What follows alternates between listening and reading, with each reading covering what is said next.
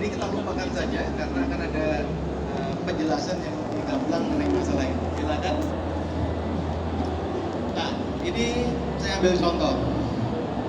Kita sebagai orang Indonesia itu selalu punya benak, punya pikiran seperti ini. Kalau saya masuk ke ruangan, kemudian ruangannya itu dingin sampai kita menggigil gitu, maka kita berikan jempol. Wow, itu ruangannya hebat sekali. Padahal kita nggak nyaman di dalam ruangan itu. Ya. Jadi pengkondisian udara yang tujuannya untuk membuat nyaman, itu kadang-kadang jadinya malah membuat kita tersiksa. Ya. Bapak Ibu mungkin juga pernah merasakan saya naik bis atau naik kereta jarak jauh. AC yang dipasang di situ tujuannya untuk nyaman, tapi kadang-kadang menjadikan kita nggak nyaman. Sampai akhirnya kita nggak bisa tidur kalau nggak pakai selimut. Ya, itu kan kontraproduktif sebenarnya. Nah, hal yang sama juga terjadi. Ya, mungkin lebih dari 20 tahun yang lalu saya pernah diminta oleh salah satu pengusaha, ya pengusaha tempat hiburan gitu, untuk mengatur bagaimana supaya orang yang masuk ke tempat kerja saya ini, masuk ke bisnis saya ini, itu kedinginan. Mintanya begitu, terserah. Kenapa? Karena kalau ruangnya dingin, itu dianggap bahwa ruangannya itu sangat bagus, AC-nya sangat bagus gitu. Ya. Jadi gimana caranya Pak Andri supaya tamu yang masuk ke ruangan saya itu pakai jaket semua? Ya saya buka aja, itu adalah tempat biliar gitu ya di Bandung. Tujuannya cuma itu supaya orang kedinginan.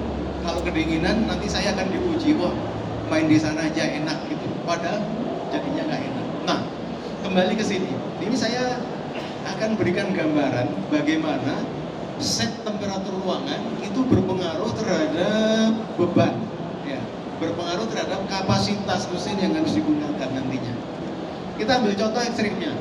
Kalau mesin itu di set pada kalau ruangan di set pada 20 derajat, kalau ruangan di set di 20 derajat, ini bebannya itu akan menjadi segini. Ini saya lakukan pengujian ini di Bandung, ya, di suatu gedung 3 lantai, ruangannya kira-kira ada 36 ruangan gitu. Nah, ini bebannya ketemu segini nih, sekian kilowatt. Kalau BTU per jam jadi berapa ini? Ya kira-kira jadi 1.200-an gitu, 1.200.000 BTU per jam. Kalau ruangannya saya set di 20 derajat, kalau saya set ruangannya di 21 derajat, maka beban ini akan turun.